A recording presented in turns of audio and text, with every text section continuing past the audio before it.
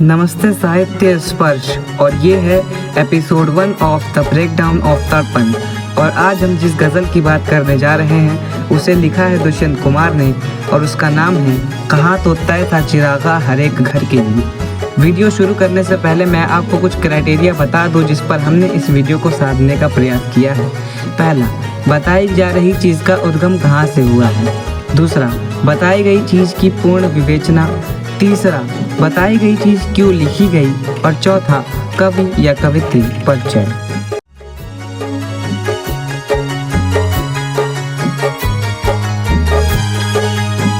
दरअसल ये गज़ल साल 1975 में प्रकाशित हुए दुष्यंत कुमार की एक कविता संग्रह साये में धूप से ली गई है। अब बढ़ते हैं विवेचना की ओर।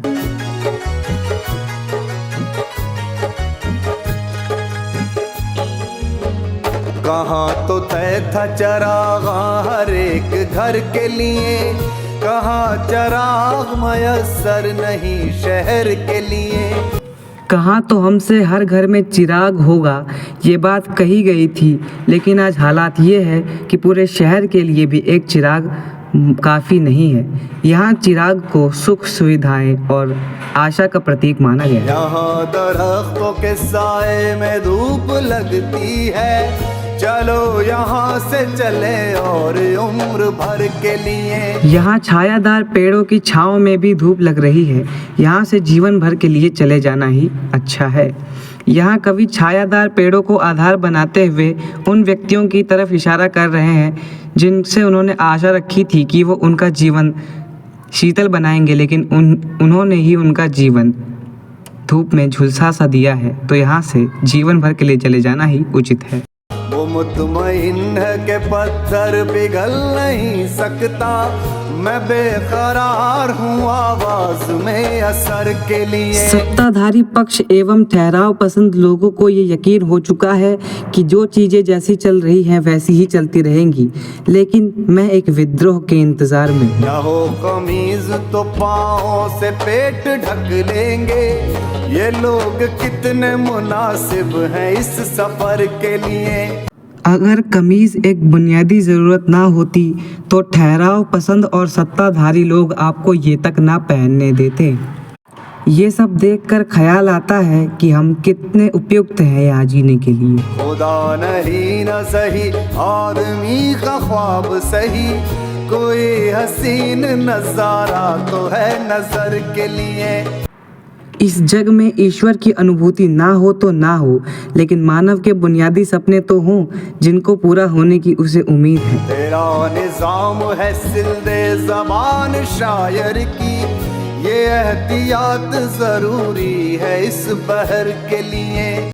वह उस ज़माने के लोगों और मानव की आवाज़ दबाने वालों से कह रहे हैं कि आपकी तो व्यवस्था ही है मानव की आवाज़ दबाने की, लेकिन मेरे इस विद्रोह के लिए, मेरे निश्चय को और दृढ़ करने के लिए ये ज़रूरी है। यहाँ पे विद्रोह के लिए बहर शब्द इस्तेमाल हुआ है जो एक लिखने की विधा है। जिए तो अपने बगीचे में गुलमोहर के तले, मरे तो गैर की गलियों में गुलमोहर के लिए। कवि ने अपने तीखे कटाक्षों से बार बार मानव के मूलभूत संसाधनों की ओर संकेत किया है।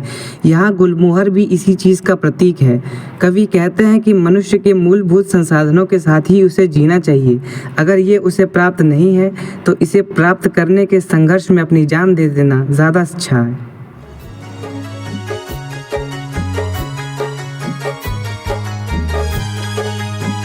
अब जानते हैं कि कवि ने इस कविता को लिखा क्यों।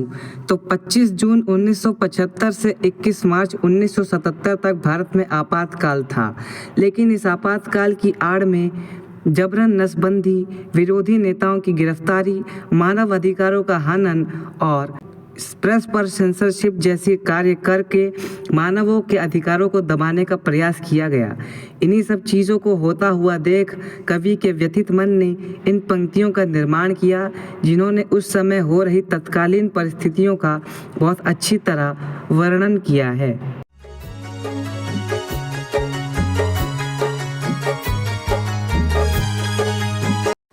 अब जानते हैं कवि परिचय दुष्यंत कुमार का। दुष्यंत कुमार का जन्म 1 सितंबर 1933 को उत्तर प्रदेश बिजनौर में हुआ था। उन्होंने अपनी प्रारंभिक शिक्षा अपने ही गांव में पूरी की और उसके बाद इलाहाबाद विश्वविद्यालय से उन्होंने अपनी पूरी पढ़ाई पूरी की। उनका पूरा जीवन आर्थिक तंगी और संघर्षों से भरा था, लेकिन उन्होंने अपनी लेखनी पर इसका प्रभाव कभी नहीं आने दिया। उनकी रचना साये में धूप को नील का पत्थर माना जाता है साहित्य की दुनिया में। हो रही है पीर पर्वत सी पिघलनी चाहिए, इस हिमालय से कोई गंगा निकलनी चाहिए जैसी पंक्तियाँ उनका पूरा जीवन हमें दर्शा कर रख देती हैं। दुर्भाग्यवश उनका जीवन बहुत छोटा था। 21 दिसंबर साल 1975 को 42 वर्ष की उम्र में उन्होंने अपनी अंतिम सांस ली और हिंदुस्तानी साहित्य को ऊपर ले जाने और मानव अधिकारों को बढ़ाने और अपनी आवाज़ उठाने को बताने वाले हमारे कवि दुष्यंत कुमार हमारे बीच नहीं रहे।